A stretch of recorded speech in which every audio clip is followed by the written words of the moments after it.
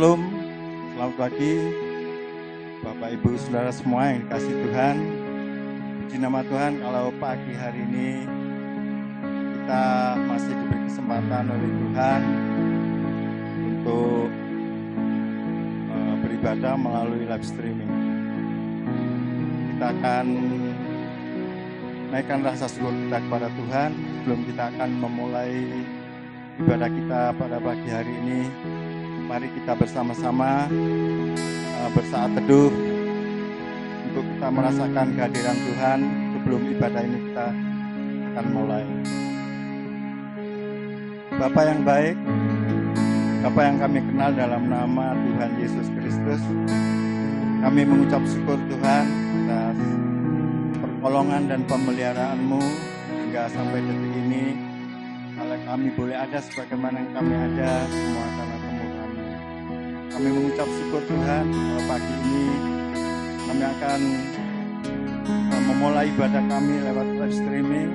Biarlah Tuhan berkenan memberkati kami mulai awal bersama pertengahan sampai dengan akhir. Tuhan, kami boleh merasakan pimpinan-Mu melalui kuasa Roh Kudus. Terima kasih ya Tuhan, Kau pimpin kami semuanya yang ambil bagian dalam pelayanan di bagian masing-masing ya Tuhan. Kiranya Tuhan memimpin kami, menyertai kami, sehingga benar-benar apa yang kami lakukan Tuhan semata-mata hanya untuk kebesaran dan kemuliaan nama. Di dalam nama Tuhan Yesus Kristus kami naikkan doa syukur kami. Haleluya. Amin.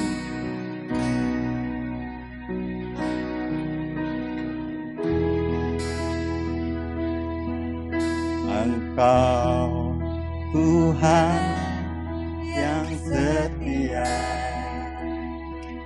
waktu-Mu selalu yang terbaik. Engkau Tuhan sandaranku, dan berharap padamu. Satu-satunya yang ku andalkan, satu-satunya yang ku percaya. Engkau sumber kekuatan, sumber pengharapan, sumber kedamaian. Satu-satunya yang ku andalkan, satu-satunya yang ku percaya. Engkau Tuhan memberkati, Tuhan penyembuhku, Tuhan pemulihku.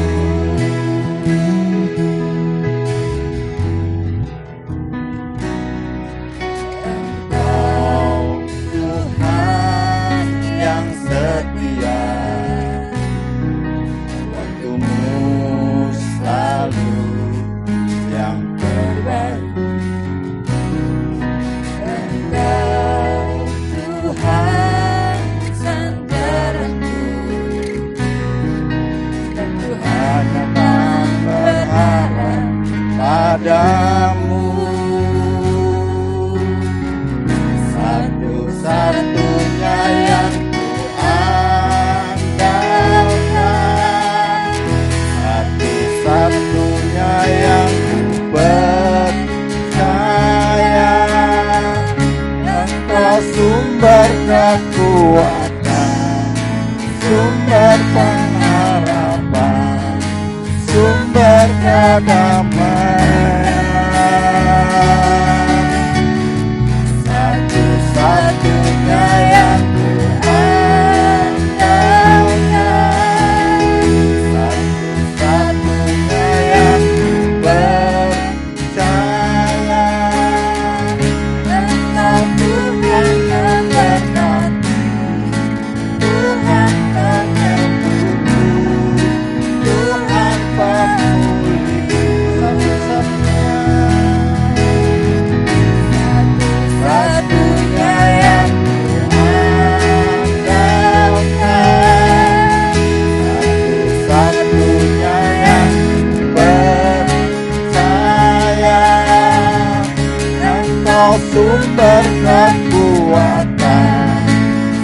sumber pengharapan, sumber kedamaian.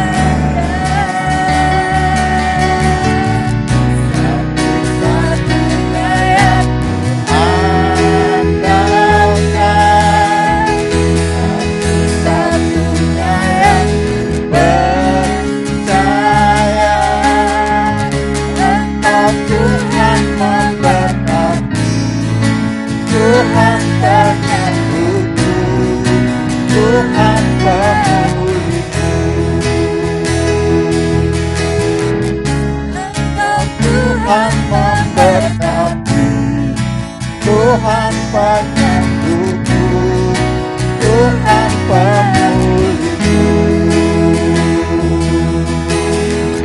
Engkau Tuhan penyertaku, Tuhan penyembuhku, Tuhan pemulihku.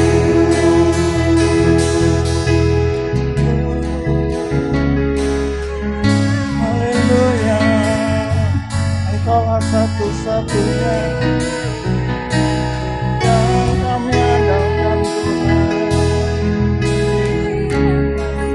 Engkaulah satu-satunya sumber kekuatan kami. Kami selalu berharap hanya kepadamu,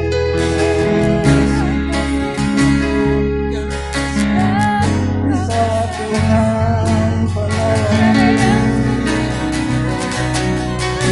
Tuhan penyembuhku, kalau Tuhan dapat perlindungan bagiku, sumber segalanya bagi Tuhan.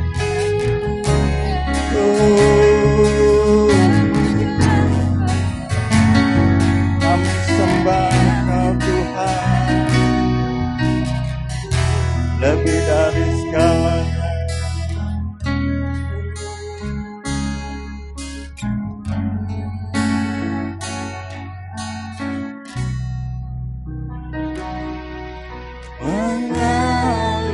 Mengalirlah kuasa Roh Kudus, mengalirlah di tempat ini, mengalirlah Rohku di hidupku.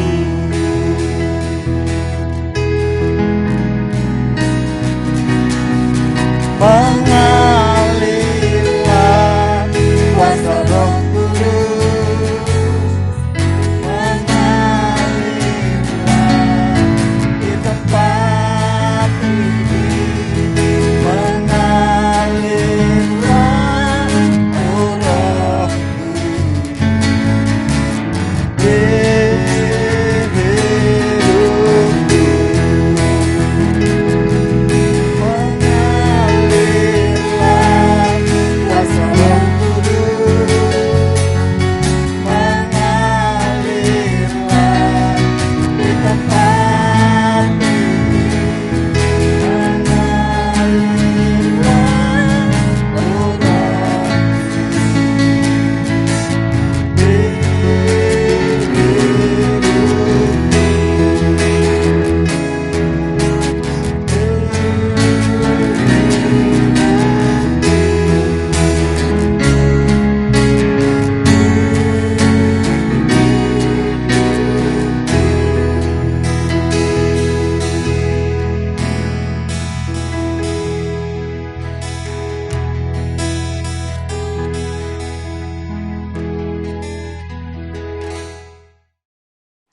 Salam, selamat pagi Bapak Ibu sekalian, sidang Jumat yang dikasihi Tuhan. Kembali kita berjumpa di dalam ibadah pagi hari ini. Kita sudah memuji-muji Tuhan dan tiba saatnya kita akan mendengar firman Tuhan. Namun sebelumnya mari kita tunduk kepala, kita berdoa agar Tuhan memberikan pengertian setiap kata, setiap ucapan, kalimat yang kita baca, kita memahami firman itu dalam hidup kita. Mari kita berdoa. Bapa yang baik di dalam surga, pagi hari ini kami bersyukur bahwa Engkau tetap menyertai kami, memelihara kami, serta menopang kehidupan kami. Tuhan, pagi hari ini kami rindu Engkau ada di tengah-tengah kami. Di dalam kuasa Roh-Mu yang kudus, mengurapi kami sidang jemaat Tuhan. Terima kasih Tuhan untuk penyertaan-Mu dari hari ke hari hingga saat ini. Kami merindu untuk dapat menggunakan kesempatan-kesempatan yang Tuhan sediakan dalam kehidupan kami untuk melakukan kebenaran firman Tuhan. Karena firman-Mu lah yang menjamin kehidupan kami. Firman-Mu itulah yang melindungi kami, yang memberikan keselamatan kekal pada kami. Terima kasih Tuhan. Hormat, kemuliaan, kepujian hanya bagi Dikau, Allah kami, Juru Selamat kami di dalam Yesus Tuhan kami. Puji Tuhan, kami sudah berdoa. Amin. Bapak Ibu sekalian, sekalipun pada pagi hari ini kita tidak dapat bertatap muka secara langsung, tetapi tetap kita menggunakan kesempatan yang Tuhan sudah sediakan. Ya, puji Tuhan. Hari-hari ini memang kita dilanda oleh kesulitan. Sampai pada hari ini, sudah berapa bulan kita tidak ketemu langsung. Tetapi baiklah kita manfaatkan waktu-waktu yang ada, kesempatan yang ada. Sebab hanya inilah kesempatan-kesempatan yang Tuhan berikan. Melalui ibadah kita, melalui kita mendengarkan firman Tuhan, kita dapat memuji, memuliakan Tuhan dalam ibadah. Kita dapat menyembah Tuhan. Itu artinya kesempatan yang baik yang Tuhan berikan bagi kita. Nah, dunia sekarang ini banyak dilanda oleh berbagai macam isu-isu yang seringkali tidak benar atau hoak. Nah, ini kalau berbicara hoak ini hampir semua kita ini seringkali mendengar hal-hal yang hoak. Bahkan secara tidak sadar, di luar pengertian, kita juga ikut menyebarkan hoak. Apabila kita menerima berita, kemudian kita sebarkan tanpa mengetahui kebenarannya, maka kita juga kadang-kadang ya kita sebenarnya ya tidak inginlah ya memberitakan berita hoak. Tapi kadang-kadang yang kita terima, yang kita sebarkan ke teman, ke famili ternyata hoak. Nah, hal ini sebenarnya merupakan hal yang kurang baik bagi kita ikut menyebarkan hal-hal yang hoak. Sekalipun itu tampaknya wah benar kejadian ini benar. Ternyata terjadinya tahun lalu. Nah, ternyata terjadinya tidak seperti yang ada di gambar itu. Sudah mengurangi kebenaran yang sesungguhnya. Bapak Ibu sekalian, kita percaya kitab suci kita. Ya, kitab suci kita ini terdiri dari 66 kitab. Ini adalah berbicara tentang kebenaran. Ya, kebenaran masa lalu, kebenaran masa sekarang, dan kebenaran masa yang akan datang. Kita mau gunakan kesempatan itu untuk menanggulangi atau untuk berjaga-jaga apabila terjadi satu berita-berita tidak benar yang diberitakan oleh dunia ini.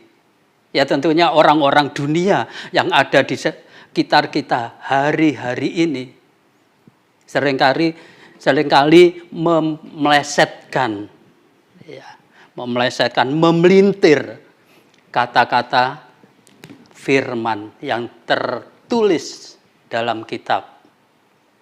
Ini kalau kita tidak belajar dengan sepenuh hati, penuh pengertian, maka kita bisa juga secara tidak sadar kita ini sudah dibohongi dan kita menerima kebohongan itu.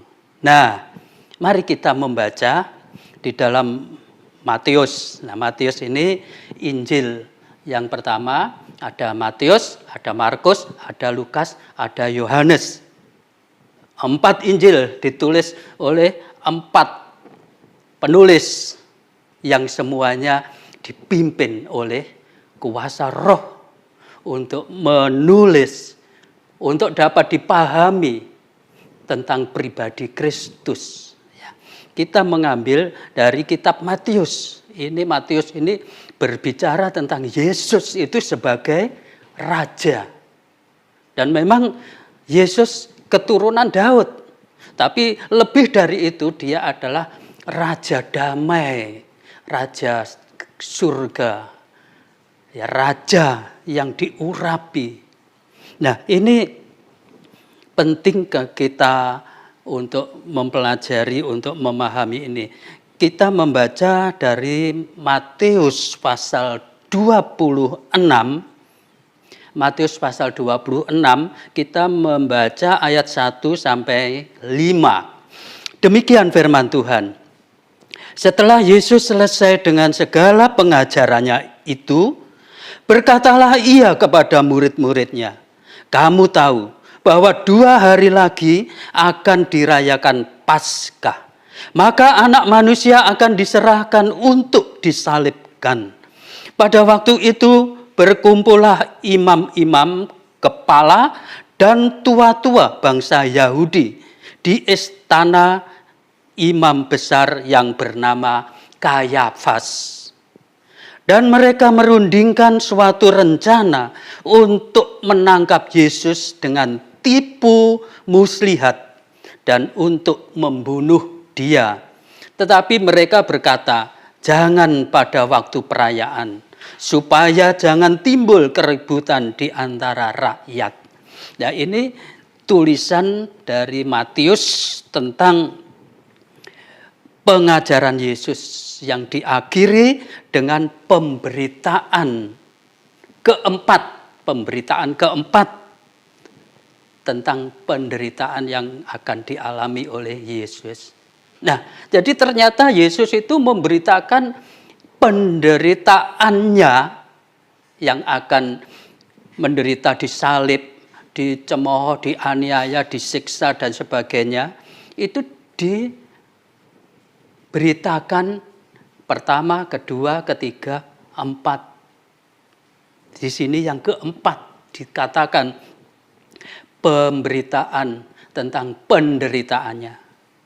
Nah, Bapak Ibu sekalian, kalau Yesus sendiri memberitakan akan penderitaannya, maka ini satu kebenaran.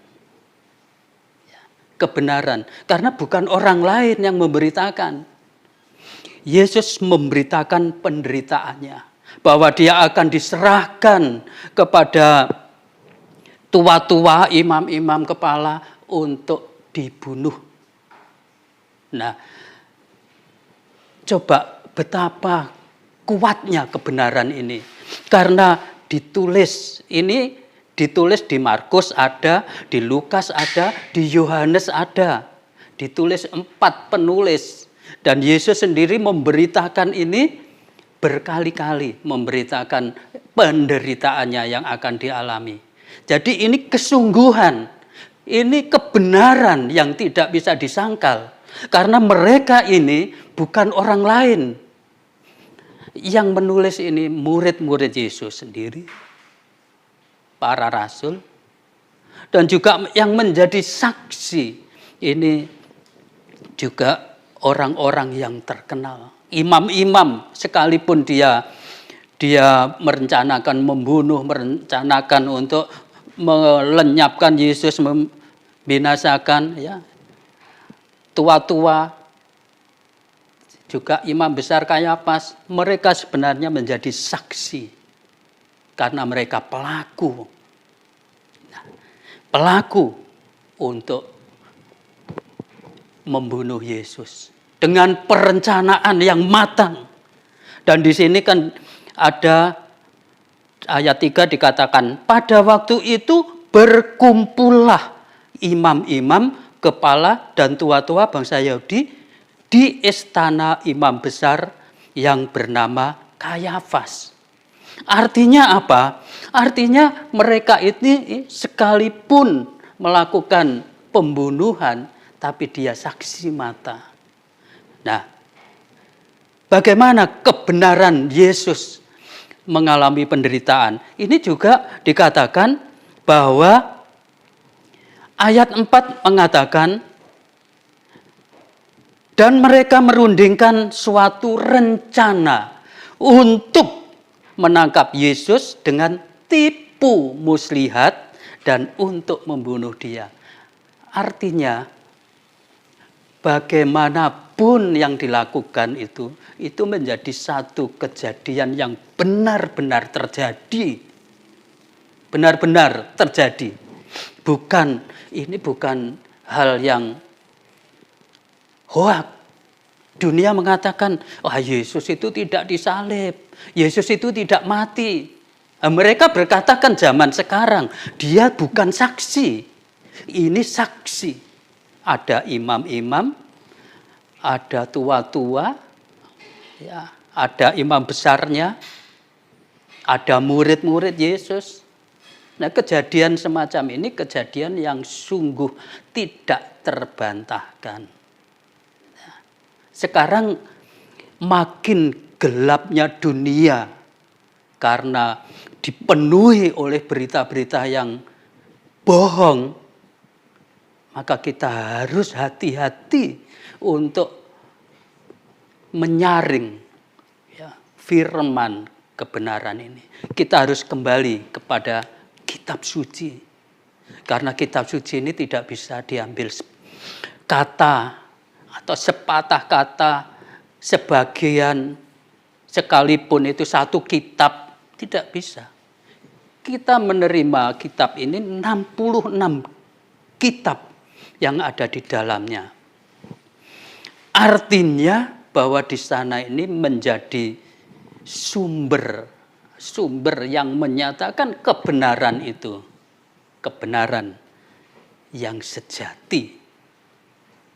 Nah, sekarang kalau Yesus sudah memberitakan berkali-kali penderitaannya, apakah kemudian murid-murid itu tidak percaya?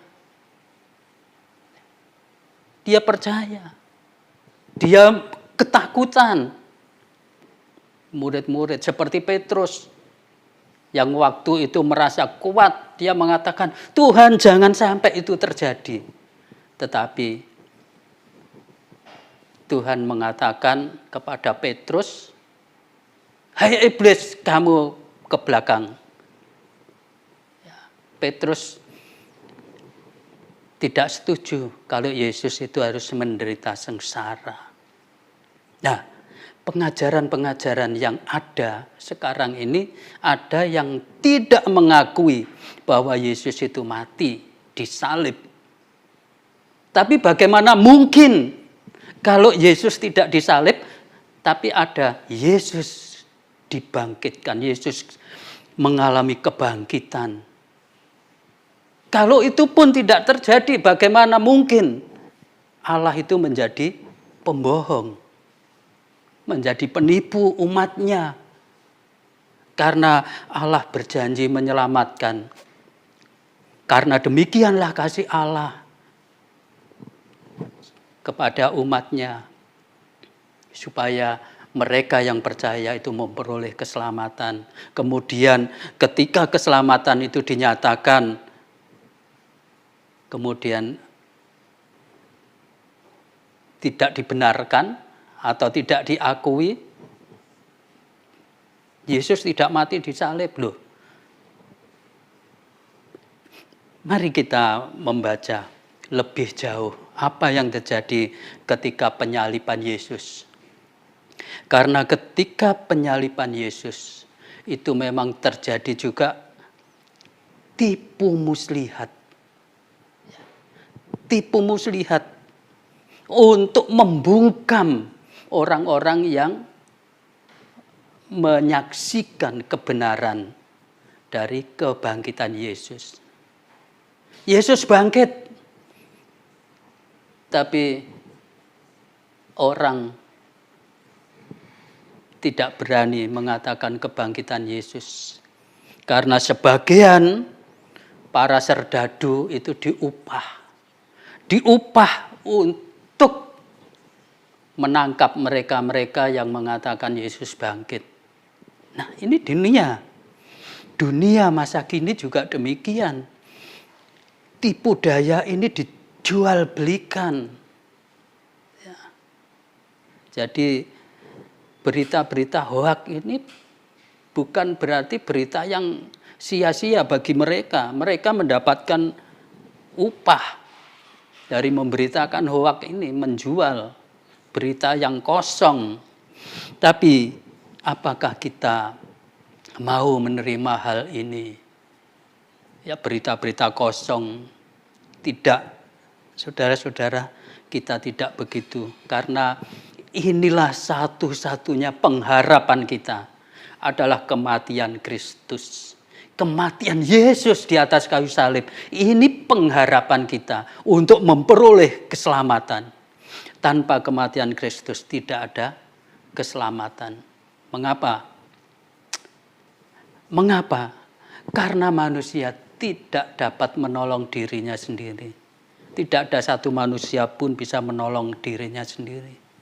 Korban apapun yang dilakukan manusia tidak akan dapat menyelamatkan dirinya dari dosa, dari hukuman dosa. Tidak dapat. Upah dosa itu maut. Upah dosa maut.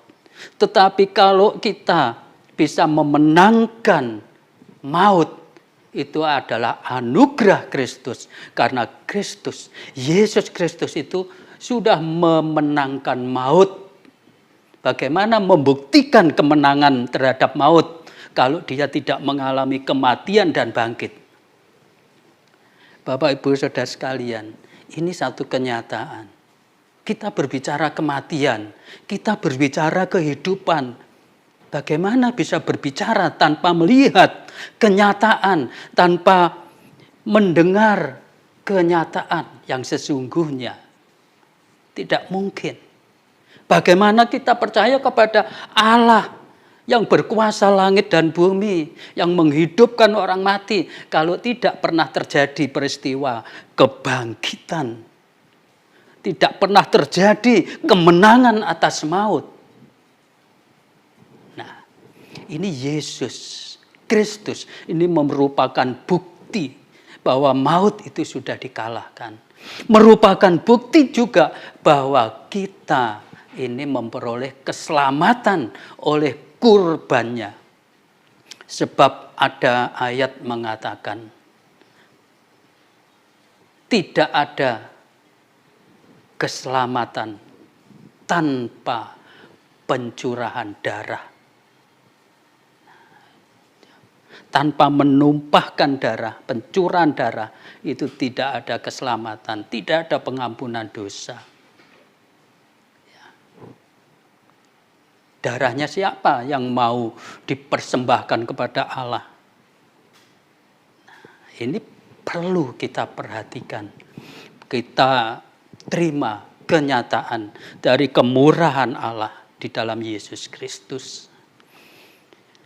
Kita baca di dalam Matius pasal 26, apa yang terjadi di sana. Matius pasal 28, Matius pasal 28, ayat 11 sampai 15. Ini satu upaya untuk menyelewengkan terjadinya keselamatan. Menyelewengkan anugerah Tuhan supaya tidak tersampaikan kepada yang berhak menerima, yaitu orang-orang percaya. Nah, ini coba kita baca ayat 11 sampai 15 dari Matius pasal 28. Ketika mereka di tengah jalan, datanglah beberapa orang dari penjaga itu ke kota dan memberitahukan segala yang terjadi itu kepada imam-imam kepala. Dan sesudah berunding dengan tua-tua, mereka mengambil keputusan lalu memberikan sejumlah besar uang kepada serdadu-serdadu itu. Dan berkata, kamu harus mengatakan bahwa murid-muridnya datang malam-malam dan mencurinya ketika kamu sedang tidur. Dan apabila hal ini terdengar oleh wali negeri, kami akan berbicara dengan dia sehingga kamu tidak beroleh kesulitan apa-apa. Mereka menerima uang itu dan berbuat seperti yang dipesankan kepada mereka. Dan cerita ini tersiar di antara orang Yahudi sampai sekarang ini.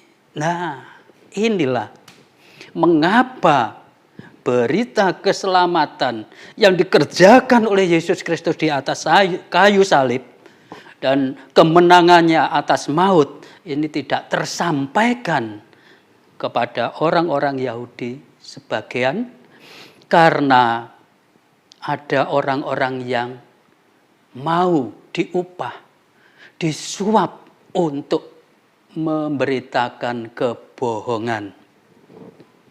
Ya, karena uang mereka berbohong.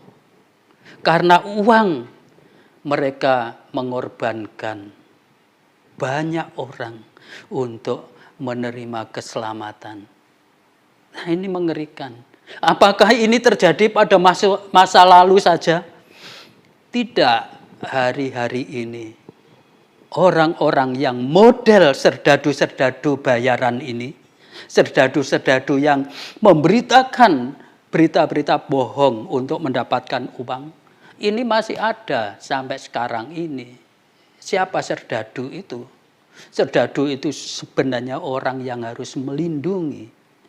Orang yang harusnya membela masyarakat supaya tidak terkena bencana, supaya tidak diserang musuh, supaya hidup aman. Tapi kenyataannya anugerah dari Allah itu oleh dia diselewengkan, dijadikan menjadi berita-berita yang bohong. Apa yang dikatakan? Ayat 13. Kamu harus mengatakan bahwa murid-muridnya datang malam-malam dan mencurinya ketika kamu sedang tidur. Loh, murid-murid dijadikan alasan. Yesus dicuri murid-muridnya. Loh. Nah, inilah artinya kebenaran Alkitab itu. Alkitab sudah menjadi saksi kebenaran. Murid-murid yang dituduh untuk menyembunyikan mayat Yesus, mencurinya, dia pun telah bersaksi bahwa apa yang dilakukan Yesus, apa yang dialami Yesus itu adalah kebenaran. Siapa murid-muridnya? Para rasul yang mengajarkan, yang meneruskan ajaran Yesus. Di dalam pasal 26, setelah Yesus selesai mengajar. Artinya pengajaran Yesus itu sudah memulai akhir, ya, mengakhiri. Sudah berakhir pengajaran Yesus. Sudah ditutup dengan berita penderitaan. Karena 2 hari lagi akan mengalami kematian. Akhir dari sebanyak pengajaran Yesus itu. Nah, murid-murid menjadi orang-orang yang mengestafetkan pengajaran itu. Justru mereka dituduh menyembunyikan mayat Yesus oleh pemerintah waktu itu. Ya. Oleh tokoh waktu itu. Tokoh agama. Nah, Bapak Ibu sekalian, ini kita perlu hati-hati pada zaman sekarang ini. Apabila kita membaca, apabila kita mendengar berita-berita, banyak sekali yang tidak benar, banyak sekali yang direkayasa, sehingga kebenaran itu tidak menjadi kebenaran yang murni. Ini bahaya, sangat membahayakan kita, karena itu bisa menggoncang iman kita. Oleh sebab itu, firman Tuhan mengatakan, hendaklah kamu berakar di dalam Kristus Yesus. Nah ini, kalau kita berakar, itu artinya kita memperoleh makanan, sari-sari makanan dari Yesus Kristus. Apa itu? Adalah pengajaran firman dari kitab yang kita baca, Alkitab yang kita baca ini. Ini merupakan makanan. Ibadah kita mendengar firman Tuhan, artinya kita juga makan bersama-sama. Makan apa? Makan kebenaran, supaya kita berakar dan kokoh, kuat, tidak diombang-ambingkan, tidak digoncang oleh tipu muslihat dunia masa kini. Ya, ini sangat-sangat, hari-hari ini sangat kita butuhkan. Kita mengalami kekuatan, dikuatkan selalu. Benar, ini benar. Orang tidak mengerti bisa terjerumus dalam tipuan. Orang pinter juga bisa terjerumus dengan tipuan. Bisa. Bagaimana supaya kita kuat, kita berakar, kita dibimbing oleh Roh Kudus. Roh Kudus, Roh Kristus membimbing kita, memberikan pengertian pada kita, mengajar kita, ya, menegur kita. Nah ini sangat penting. Karena firman Allah itu mengajar, menegur, mendidik. Ini kuasa Roh Kudus yang bekerja. Bapak Ibu sekalian, dikatakan ayat 15 dari Matius pasal 28 demikian. Mereka menerima uang itu dan berbuat seperti yang dipesankan kepada mereka. Dan cerita ini tersiar di antara orang Yahudi sampai sekarang ini. Sampai sekarang ini. Sampai sekarang. Sampai sekarang kapan? Sampai sekarang. Ketika kita membaca sekarang ini, itu masih ada orang-orang yang terjerat oleh tipu muslihat. Ya. Dari sedadu-sedadu yang mencari keuntungan. Ya. Coba Bapak Ibu sekarang kita perhatikan. Apa kata Rasul Paulus tentang Yesus? Kita membaca di dalam 1 Korintus ya, 1 Korintus 15. 1 Korintus 15 kita membaca ayat 12. Ayat 12, kebangkitan kita.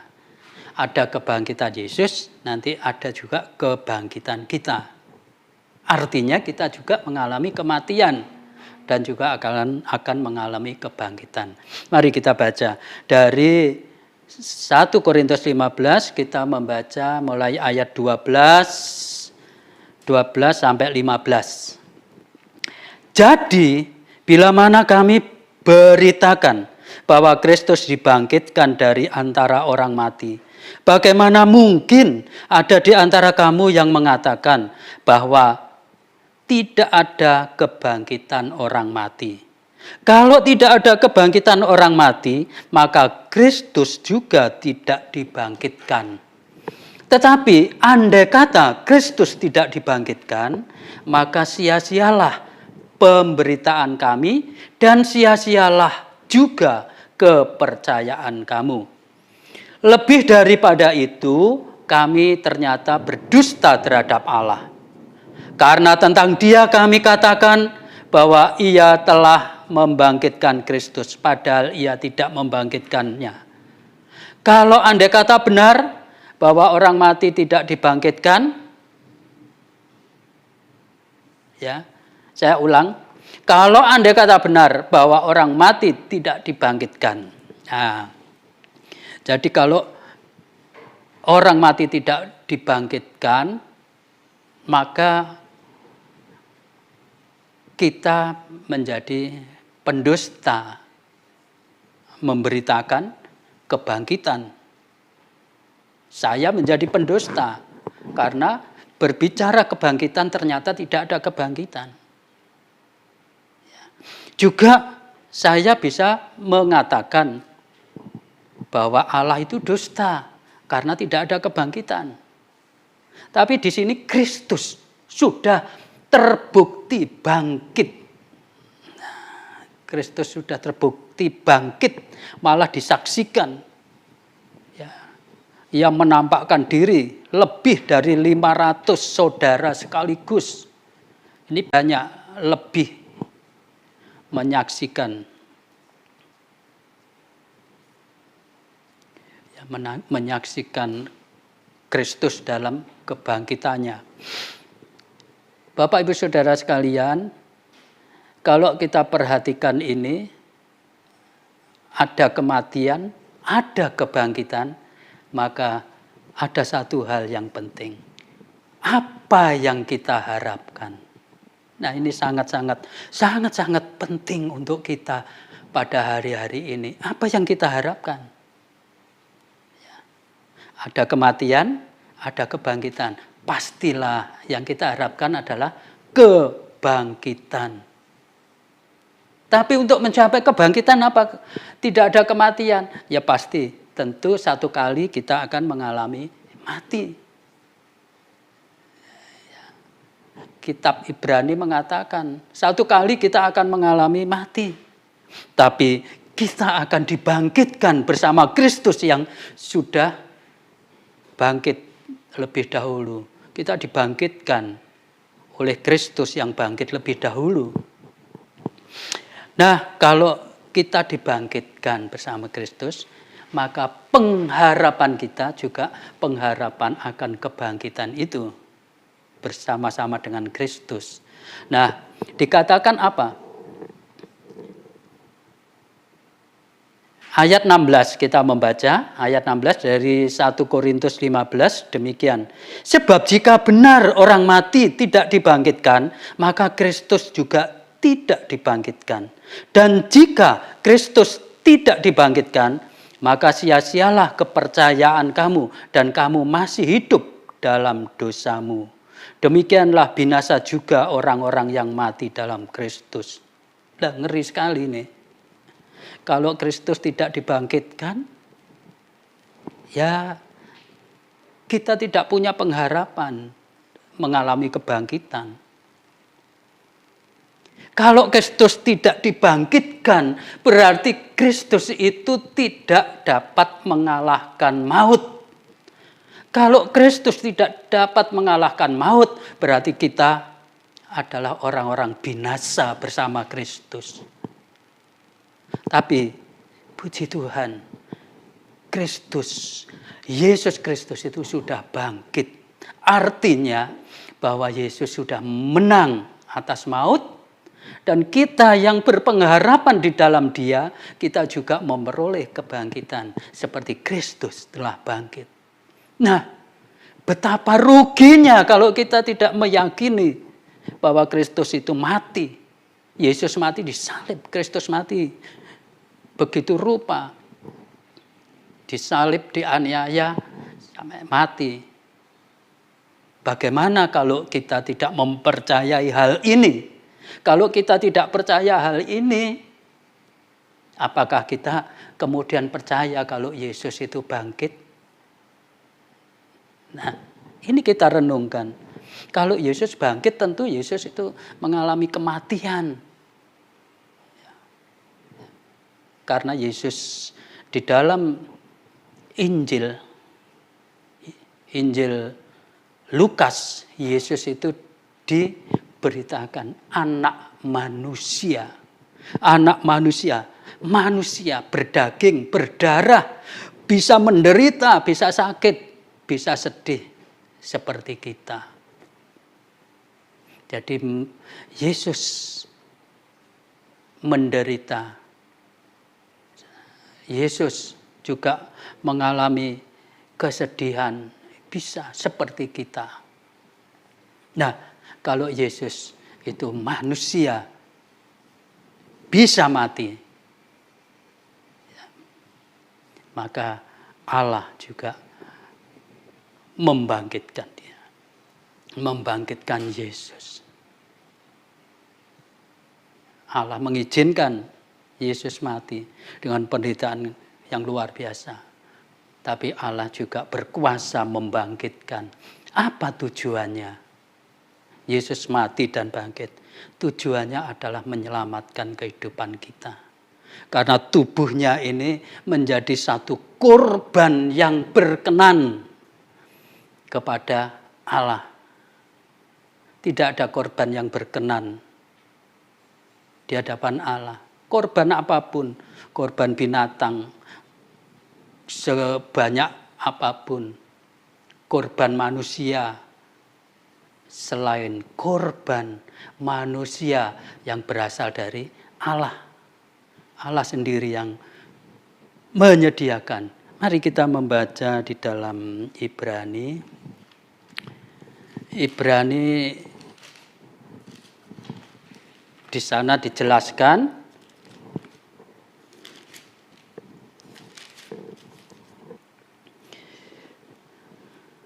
kita membaca beberapa ayat dari Ibrani.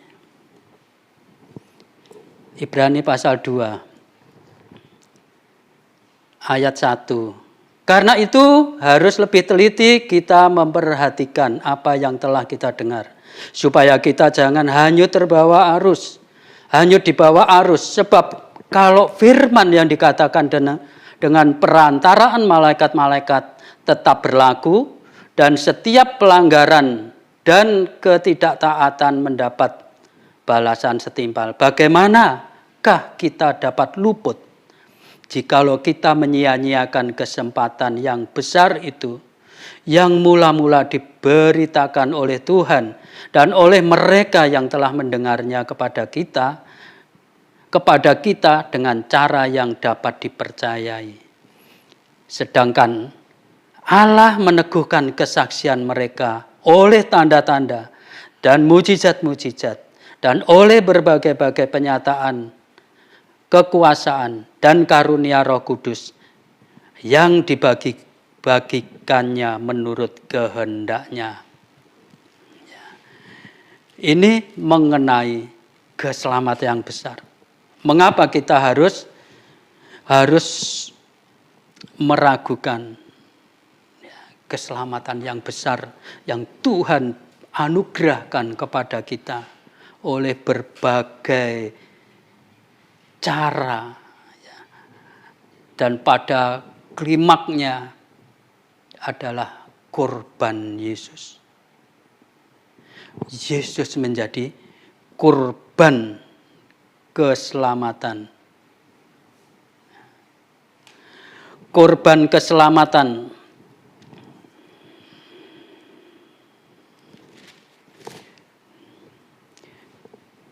Kita baca di dalam Ibrani pasal 6. Ayat 16. Demikian firman Tuhan. Sebab manusia bersumpah demi orang yang lebih tinggi. Dan sumpah itu menjadi suatu pengokohan baginya yang mengakhiri segala bantahan. Karena itu untuk lebih meyakinkan mereka yang berhak menerima janji itu, akan kepastian keputusannya Allah telah mengikat dirinya dengan sumpah. Supaya oleh dua kenyataan yang tidak berubah-ubah tentang mana Allah tidak mungkin berdusta.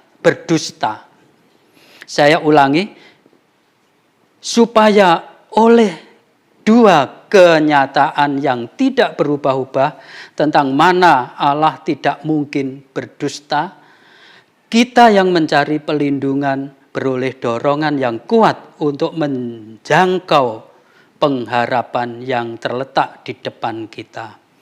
Pengharapan itu adalah sauh yang kuat dan aman bagi jiwa kita yang telah dilabuhkan sampai ke belakang tabir, di mana Yesus telah masuk sebagai perintis bagi kita ketika Ia menurut peraturan Melkisedek menjadi imam besar sampai selama-lamanya.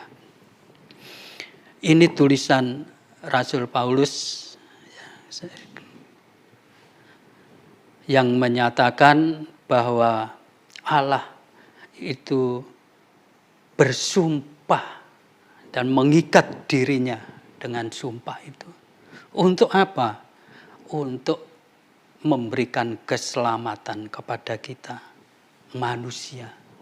Keselamatan itu diberikan dengan sumpah. Kalau manusia bersumpah, itu menyelesaikan segala perdebatan, segala pertentangan, bersumpah. Tapi Allah bersumpah menyelesaikan segala beban yang manusia tanggung, yaitu dosa, maut yang menguasai manusia, diselesaikan semua dengan sumpah. Alkitab menyatakan ini. Jadi kalau kita sudah mendengar firman Tuhan, maka kita perhatikan, kita pegang, kita tetap pegang dengan keyakinan penuh supaya kita tidak terlewatkan dari keselamatan yang Tuhan berikan, karena keselamatan itu diberikan terhadap orang-orang yang percaya. Percaya itu tidak bisa timbul dari diri kita sendiri, tapi oleh pekerjaan firman dan Roh-Nya yang kudus itu yang membangun kita menjadi satu orang yang percaya terhadap firman, kebenaran firman itu. Satu ayat kita akan mengakhiri ibadah pagi hari ini. Kita membaca di dalam pasal 6 ayat 1 dari Ibrani, demikian kata firman Tuhan. Sebab itu marilah kita tinggalkan asas-asas pertama dari ajaran tentang Kristus dan beralih kepada perkembangannya yang penuh. Janganlah kita meletakkan lagi dasar pertobatan dari perbuatan-perbuatan yang sia-sia dan dasar kepercayaan kepada Allah, yaitu ajaran tentang berbagai macam baptisan, penumpangan tangan, kebangkitan orang-orang mati, dan hukuman kekal. Nah, ini artinya apa? Artinya kita didorong oleh firman Tuhan. Kita tidak lagi berbicara hal-hal yang dasar saja, tapi kita harus tingkatkan. Kita didorong membangun satu bangunan yang kokoh, bukan hanya membangun dasar saja. Ini satu pernyataan firman Tuhan terhadap kita, supaya kita bertumbuh, tidak tetap pada satu dasar. Karena kalau tetap pada satu dasar itu, sedangkan firman Tuhan itu hidup, maka kita akan tinggal dalam kehidupan yang model kehidupan lama. Kita harus selalu diperbaharui dan terus diperbaharui dengan pemahaman pengertian yang lebih dan bertambah dan memberikan kekuatan.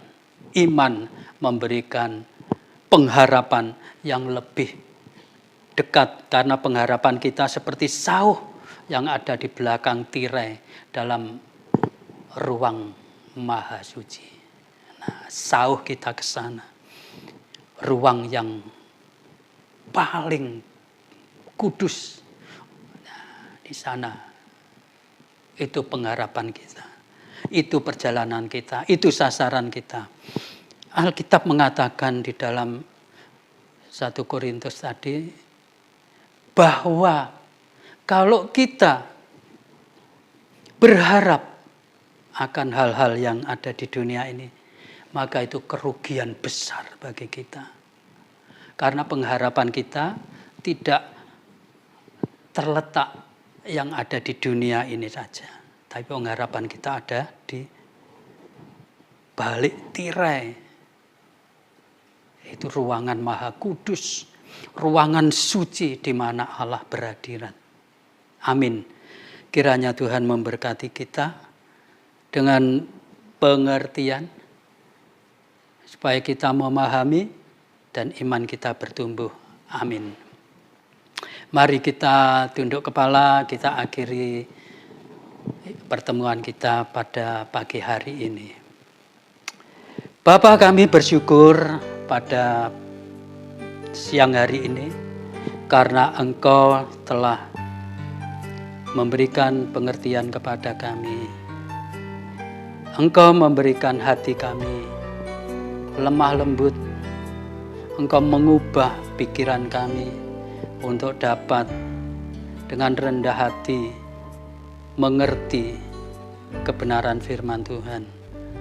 Oleh sebab itu Tuhan, biarlah kami yang sudah percaya kepada Engkau ada di dalam kuasa-Mu senantiasa, di bawah bimbingan kuasa Roh Kudus, dan firman Tuhan memenuhi kehidupan kami sekalian sidang jemaat-Mu ini.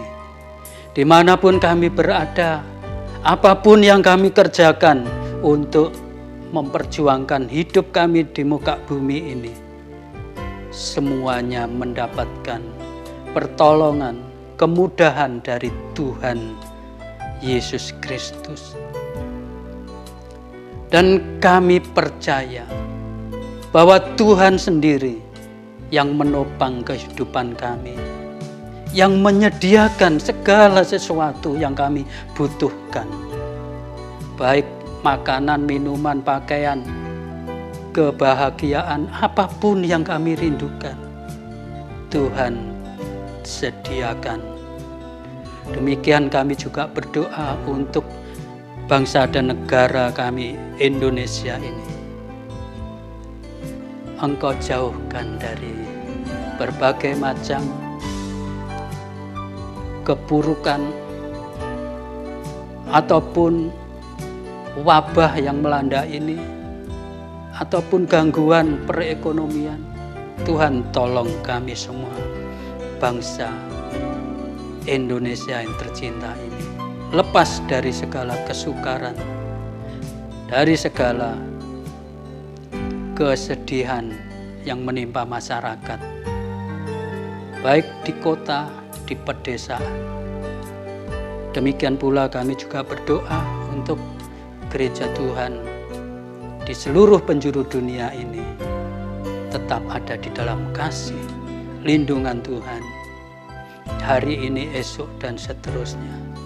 Kiranya berkat kasih Allah Bapa di dalam putranya Yesus Kristus Tuhan, di dalam penyertaan Roh Kudus menyertai sidang jemaat, menguasai hidupnya, melindungi, memimpin perjalanannya hari ini, hari esok, sampai selama-lamanya. ada di dalam kuasa Tuhan Yesus Kristus, Juru Selamat penebus kami. Amin. Tuhan memberkati Bapak Ibu sekalian.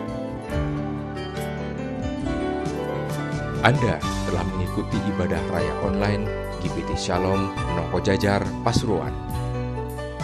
Persembahan dan persepuluhan dapat Anda serahkan di sekretariat gereja pada setiap hari Minggu pukul 9 sampai dengan pukul 11 waktu Indonesia Barat kepada para kolektan yang bertugas.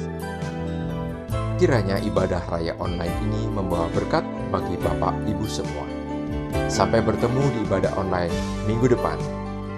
Soli Deo Gloria.